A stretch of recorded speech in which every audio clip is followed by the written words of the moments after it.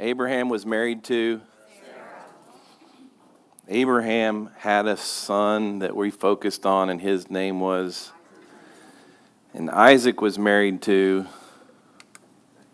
Isaac was married to. It's one of those R women.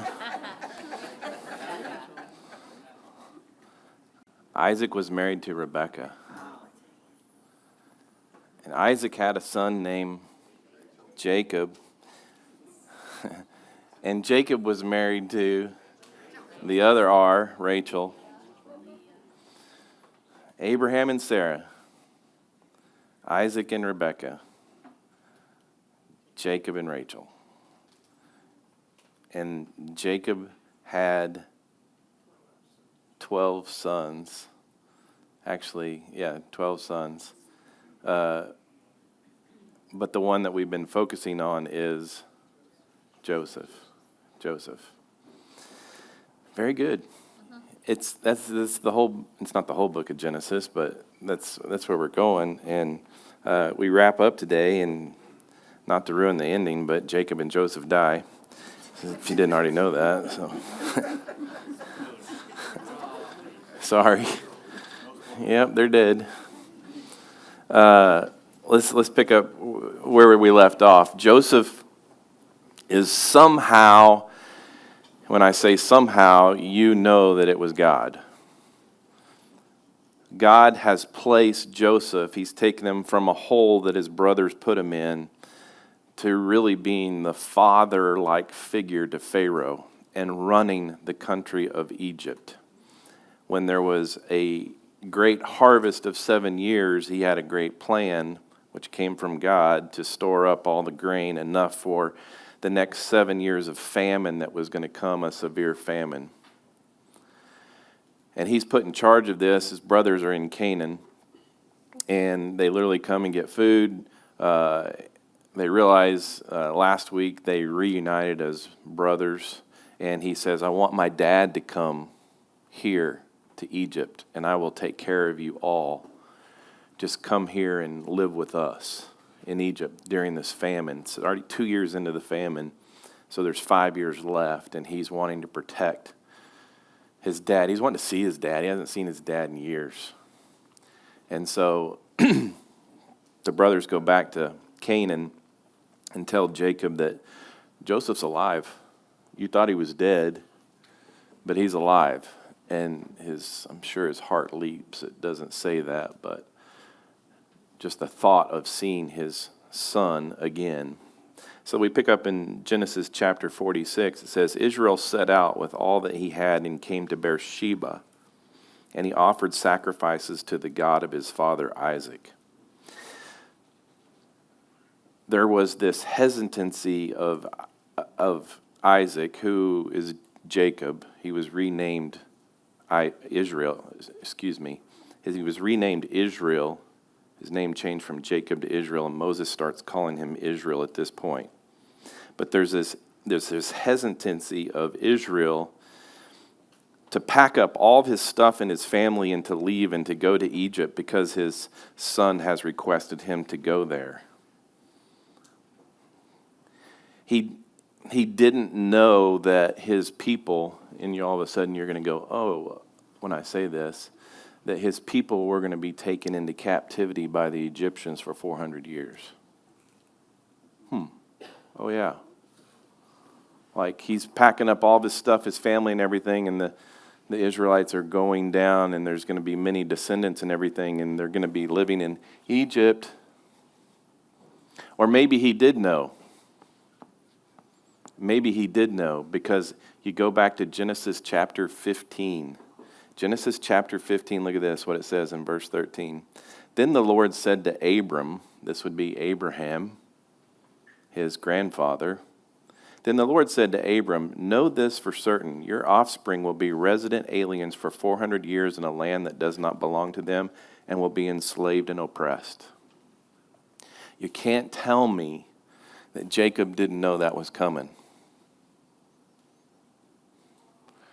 Like, is this the 400 years? Are we about to embark on a 400 years of slavery by going and leaving Canaan, which he has all of his stuff, or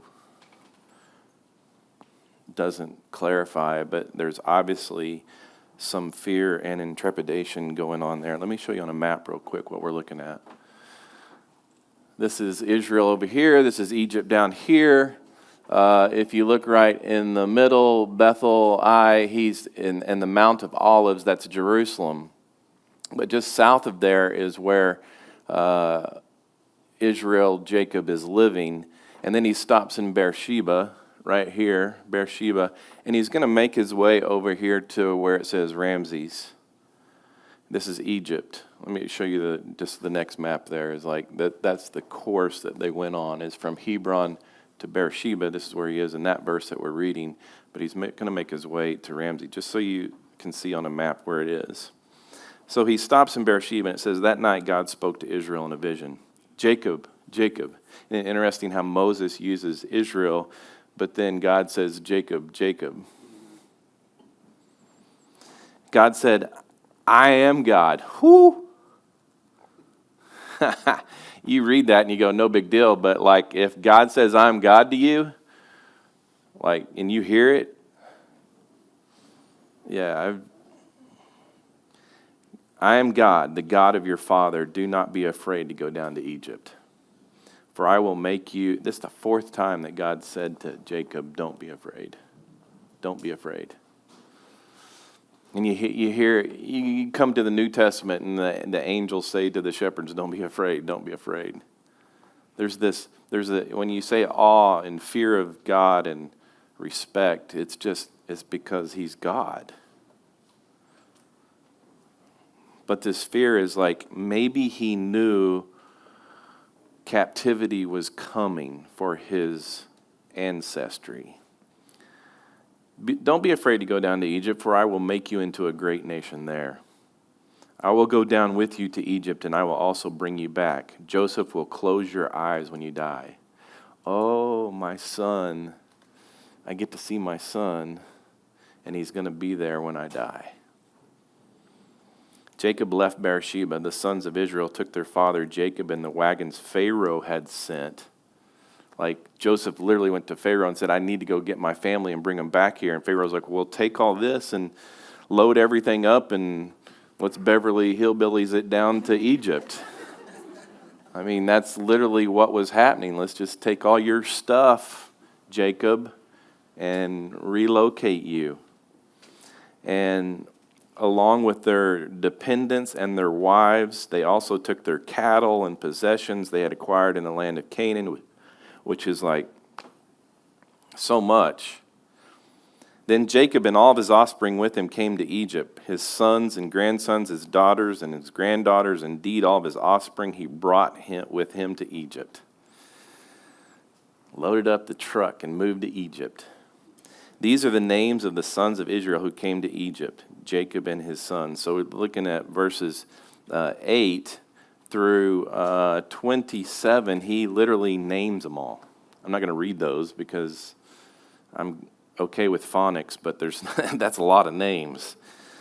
And so through verse 27, he lists who all is going with him. It says, all those of Jacob's household who came to Egypt, 70 persons.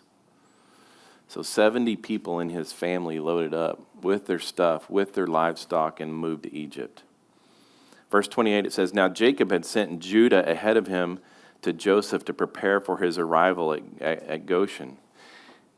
He sent Judah ahead, and that means like of all the brothers, Reuben being the oldest, but Judah was now appointed by Jacob to be the leader. You go ahead. And you think back, remember Jacob and Esau, his brother, and he had this dispute with his brother, and he felt like God was saying, go meet Esau. Remember that? And what did he do? He sent people ahead at that time. It's like, it's almost the same thing that's happening here. Is like, you go ahead because my ancestry is important. What's going to happen here is God's dependent upon me, so I'm going to send someone else ahead to make sure that everything's good with Pharaoh. When they came to the land of Goshen, Joseph hitched the horses to his chariot. It doesn't say Joseph had somebody do it. It's like, I'm going. My family's in town. I'm hooking the buggy up and I'm going. He's like, hitched the horses to his chariot and went up to Goshen to meet his father Israel. Joseph presented himself to him, threw his arms around him, and wept for a long time. He's seeing his dad. His dad seeing him who thought he was dead. That had to be an incredible reunion. Then Israel said to Joseph, I'm ready to die now. Now, because God told him, he said, Joseph's going to close your eyes. He's like, well, Joseph's here. That means I'm going to die. He's going to close my eyes. Well, he's like, I'm ready to die now because I've seen your face and you're still alive. Joseph said to his brothers and to his father's family, I will go up and inform Pharaoh, telling him, my brothers and my father's family who are in the land of Canaan have come to me. The men are shepherds. They also raise livestock. They have brought their flocks and herds and all that they have. Joseph says to his brothers, when Pharaoh addresses you and asks, what is your occupation? Like, that's important to Pharaoh, obviously. You are to say, your servants. Both we and our ancestors have raised livestock from our youth until now. Then you will be allowed to settle in the land of Goshen, since all shepherds are detestable to Egyptians. You see, Egypt, in that land that we saw on the map, that Ramses, I don't know if you noticed, but it's obviously south of the Mediterranean Sea, and there were all these rivers that were flowing into Egypt, and it was a very fertile land that they were going to in Goshen. So in Egypt, they raised crops. They harvested crops. Crops and livestock don't go together. So the Egyptians always looked at as the shepherds, the people that would destroy their crops and things like that, as detestable. So Egypt would raise the crops, but up there they had all the meat and the livestock. So Joseph is very clear in instructing his brothers of what to say. We get to Genesis chapter 47. It says, so Joseph went and informed Pharaoh, my father and my brothers with their flocks and herds and all that they own have come from the land of Canaan and are now in the land of Goshen. He took 5 of his brothers and presented them to Pharaoh, and Pharaoh asked his brothers, what is your occupation? How did Joseph know he was going to ask that? Because Egypt is this machine. It's this machine where everybody has their responsibility and their working parts. How are you going to fit into our system? They said to Pharaoh, your servants, both we and our ancestors, are shepherds. They said shepherds. They didn't say we raise livestock like Joseph told them to say. They just said, we're shepherds. I'm sure Joseph's like going, great. And they said to Pharaoh, we have come to stay in the land for a while because there is no grazing land for your servant's sheep since the famine in the land of Canaan has been severe. So now, please let your servants settle in the land of Goshen. They kept saying, we're your servants, we're your servants, we're here to serve you, Pharaoh. Then Pharaoh said to Joseph, now that your father and brothers have come to you, the land of Egypt is open before you. Settle your father and brothers in the best part of the land. Why is he saying this? Because he knows how important Joseph is to his empire. Like, this is the man that has saved us, because he first interpreted my dreams, and then he came up with a plan of how we're supposed to survive this severe famine. So Joseph is, whatever you want, Joseph, it's yours by Pharaoh. He says, they can live in the land of Goshen. If you know of any capable men among them, put them in charge of my livestock. Joseph then brought his father Jacob and presented him to Pharaoh. And Jacob blessed Pharaoh. Pharaoh's the man, but Jacob comes and blesses Pharaoh because Jacob is with God. He says, Pharaoh said to Jacob, how many years have you lived? Jacob said to Pharaoh, my pilgrimage has lasted 130 years. I'm 130 years old. He says, my years have been few and hard, and they have not reached the years of my ancestors during their pilgrimages. So Jacob blessed Pharaoh and departed from Pharaoh's presence. Then Joseph settled his father and brothers in the land of Egypt and gave them property in the best part of the land of Ramses, as Pharaoh had commanded. And Joseph provided his father, his brothers, and all his father's family with food for their dependents. Ramses is kind of an interesting name for that territory because that's a familiar name to you, I'm assuming, if you know world history. But at this point, Ramses the first, he reigned from like 1347 BC to 1320.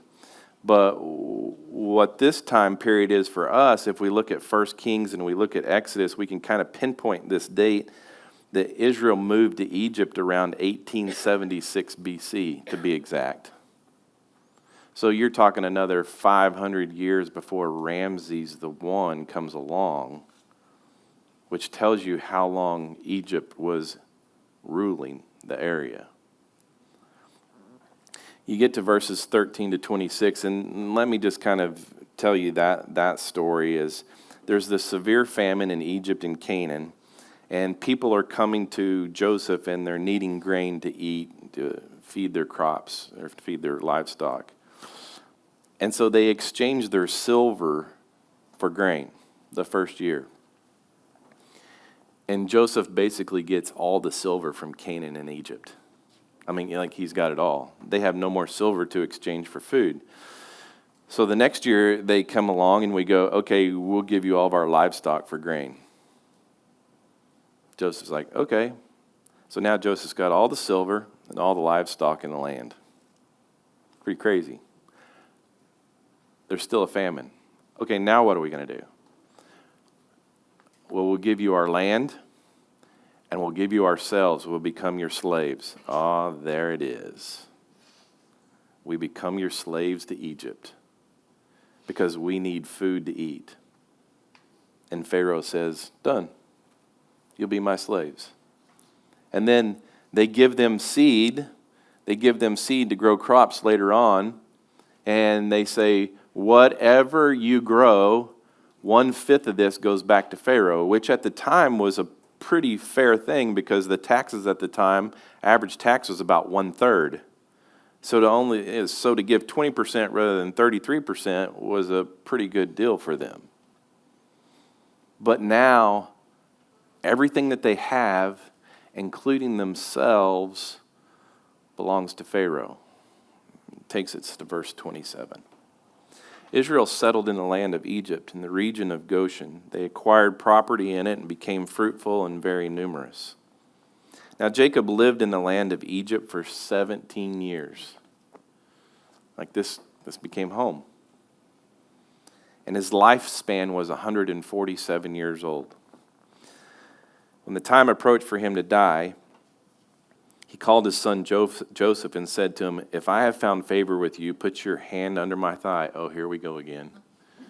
For those of you who were here a few weeks ago, again, he puts his hand under his thigh next to his genitals because this is about an oath of his ancestry. That's what it was all about. If I have found favor with you, put your hand under my thigh and promise me that you will deal with me in kindness and faithfulness. Like, even Jacob is like knowing how much his son is the ruler in the area. Do not bury me in Egypt. This is not my home. I've lived here for 17 years, but my home was promised to me by God in the land of Canaan. It says, when I rest with my ancestors, carry me away from Egypt and bury me in their burial place. And Joseph looks at him and says, Dad, I will do what you asked. I will do it. And Jacob said, swear to me. So with his hand under his thigh, he swore to him. Then Israel bowed in thanks at the head of his bed. Get to Genesis 48. Sometime after this, Joseph was told, your father is weaker, so he set out with his 2 sons, Manasseh and Ephraim. When Jacob was told, your son has come to you, Israel summoned his strength and sat up in bed. I had the same experience with my mom 6 years ago. My mom died 6 years ago yesterday. But Michelle and I traveled down there like a few weeks before she passed, and she was in her dying mode. But as soon as I said, "Mom," she woke up, sat up, and for like 3 days had like life. They gave her pedicures, and she played with dogs, and she ate. And I literally had to, at that point, say to my sisters, I've got to go, or she's not going to die. And this is literally what's happening with Joseph right here. Is he's looking at his dad who is on his deathbed, and he's like having his last words with him. And he takes his two sons that he's had with who?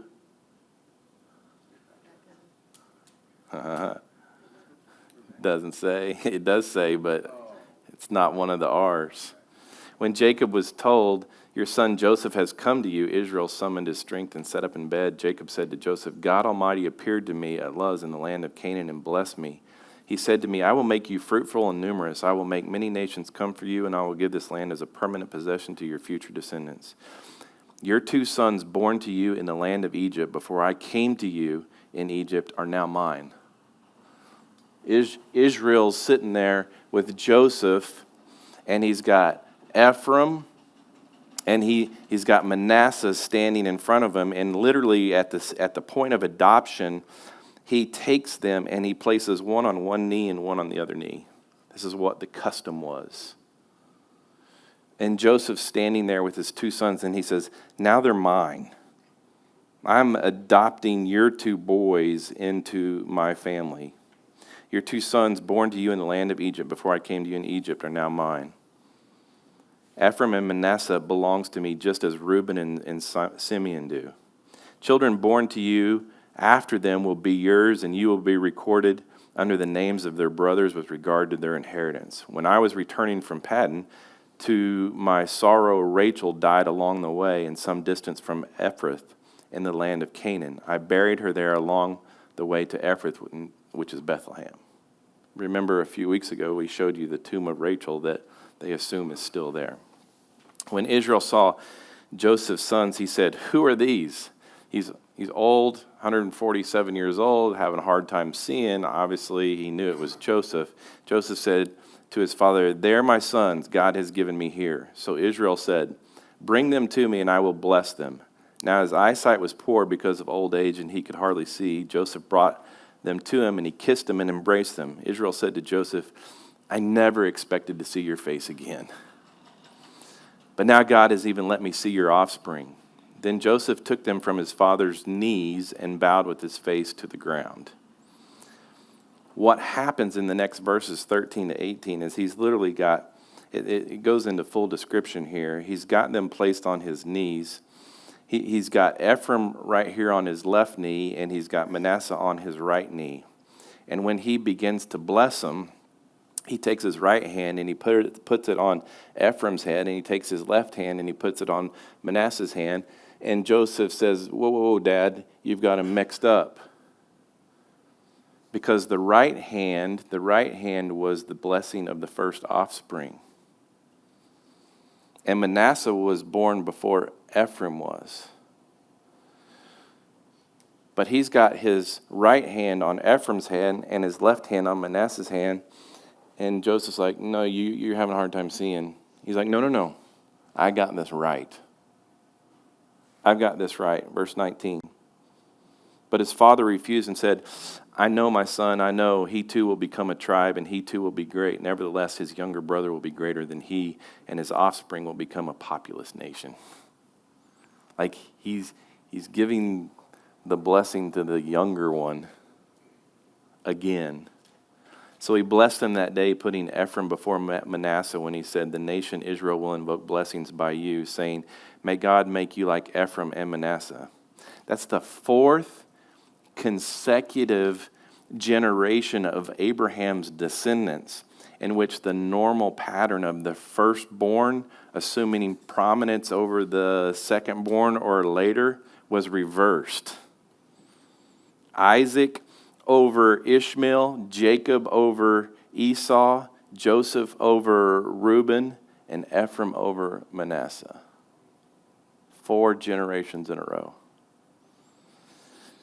Verse 21, Israel said to Joseph, "Look, I'm about to die, but God will be with you and will bring you back to the land of your fathers. Over and above what I'm giving your brothers, I'm giving you the one mountain slope that I took from the Amorites with my sword and bow." We get to chapter 49. Then Jacob called his sons and said, "Gather around, and I will tell you what will happen to you in the days to come. Come together and listen, sons of Jacob. Listen to your father Israel." So now all 12 of them get together, and they're hanging around Jacob, who's dying. He's dying. And you go through Genesis chapter 49, and he literally calls out each son, including Manasseh and Ephraim, which he's adopted. And he says, this is what's going to happen to you. This is what's going to happen to you. This is the land you're going to get. This is the land you're going to get. And all these blessings that Jacob keeps pouring out on his sons. Go read it. I'm not going to read it to you because it's long. But take you to verse 28. These are the tribes of Israel, 12 in all. And this is what their father said to them. He blessed them, and he blessed each one with a suitable blessing. Now, let me take you to another map. 12 tribes of Israel. Look, they're stuck in Egypt for like 400 years. And you can't tell me that these sons lived long enough to see the land that they were given. But their ancestry was able to. And when they get back to Canaan, this is the way that it's divided up. 12 different areas of Israel are divided by the 12 different sons, starting with Simeon and Judah down at the bottom all the way up to Dan and Manasseh and Naphtali and Asher. This is the 12 tribes, and all that he blessed them with. He said, this is what's going to happen. You're going to own this land, you're going to have this land, you're going to have this land.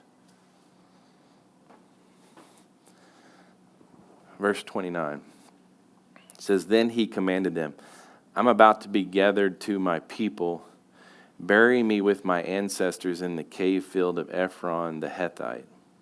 The cave is in the field of Machpelah, near Mamre. That's near Hebron, which is just south of Bethlehem. This is the land that he had purchased and bought when he came into the area. It's in the land of Canaan. This is the field Abraham purchased from Ephron the Hethite as burial property. Abraham and his wife Sarah are buried there. Isaac and his wife Rebekah are buried there. And I buried Leah there, his other wife. The field and cave in it were purchased from the Hethites. When Jacob had finished giving charges to his sons, he drew his feet into the bed like he curled up in a fetal position, took his last breath, and was gathered to his people. Jacob has died. Jacob desired that his funeral would be a clear witness that he was not some idol worship Egyptian, but he was a believer in the true living God. Don't bury me here. Don't leave me in this idol-infested territory, but let me go back home where God promised this land to us. Get to the last chapter of Genesis, chapter 50. Verse 1, then Joseph, leaning over his father's face, wept and kissed him. Saying goodbye to a parent is never easy, especially when they're conscious. Having to leave my mom was probably the hardest thing I've ever done in my life. Saying goodbye to a parent. She knows I'm saying goodbye. I'm saying goodbye. This is exactly what's going on. Joseph leaned over. His father has died, and he wept, and he kissed him. So now these next few verses, Joseph commands his servants from Egypt to embalm his father, which is a 40-day process. In Egypt, how do they embalm? they mummify them, right? To put them in pyramids. And so this is a 40-day embalmment, and they literally mourn for him for 70 days. That's 2 days less than they would mourn for a Pharaoh. That's how important Jacob was. Joseph asked Pharaoh if he could bury his father in Canaan, which obviously Pharaoh granted. So there's this massive procession that leaves Goshen, travels back up that road to the land of Canaan to bury Jacob. And they get up there and they spend another 7 days mourning as they bury him in the cave. And then Joseph returns to Egypt with his brothers. That's verses 2 through 14. We get to the end here. It says, when Joseph's brothers saw that their father was dead, they said to one another, this is that whole power of sin thing that comes back to them. If Joseph is holding a grudge against us, like he's not going to do anything while Dad's alive, but now that Dad's gone, what if he wants revenge? If Joseph is holding a grudge against us, he will certainly repay us for all the suffering we caused him. So they sent this message to Joseph. Before he died, your father gave a command.